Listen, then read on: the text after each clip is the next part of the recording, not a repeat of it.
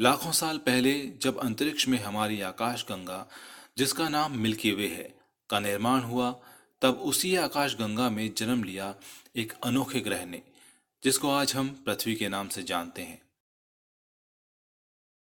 इस विश्व निर्माण के समय कई जीव जंतुओं ने जन्म लिया और आज इस धरती पर हमारे साथ कई जीव जंतु और पक्षी रहते हैं, जिनमें कुछ बहुत बड़े, अनोखे, तो कुछ बहुत खतरनाक है और साथ ही कुछ ऐसे जीव भी हैं जो हम इंसानों के लिए एक दोस्त या वरदान साबित हुए हैं।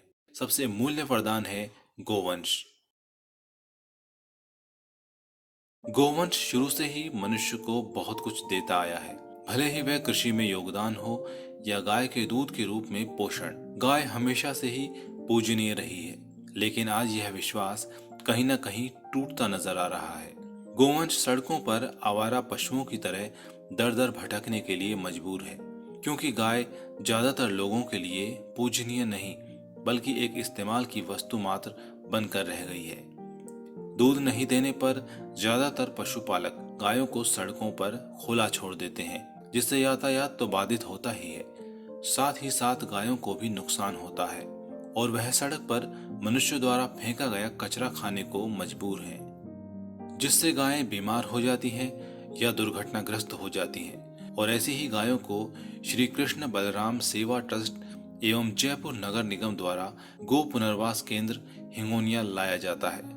हिंगोनिया गो पुनर्वास केंद्र कोई गौशाला नहीं, बल्कि यह उनका दूसरा घर है, जहां ऐसे बीमार और दुर्घटनाग्रस्त गायों को लाया जाता है और उनका इलाज किया जाता है।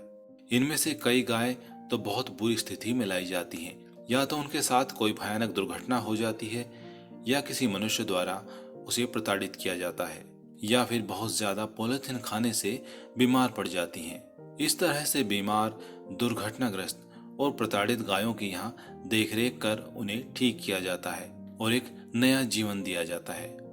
यहाँ कई गायें तो इतनी गंभीर स्थिति में आती हैं कि उन्हें संपूर्ण इलाज देने के बावजूद भी बचाना मुश्किल होता है। फिर भी गो पुनर्वास केंद्र द्वारा किए गए प्रयासों से काफी गायों की जान बचा ली जाती है और उन गोवंशों को एक नया जीवन दिया जाता है।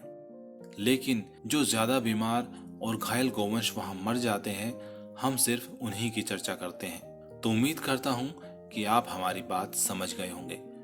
आप स्वयं भी वहां जाकर स्थिति का जायजा ले सकते हैं और साथ ही गोवंश के लिए अपना सहयोग भी दे सकते हैं। सिर्फ सुनी सुनाई बातों पर ध्यान ना दें। इन बेजुबानों को गो पुनर्वास केंद्र के साथ साथ आपके साथ की भी आवश्यकता है।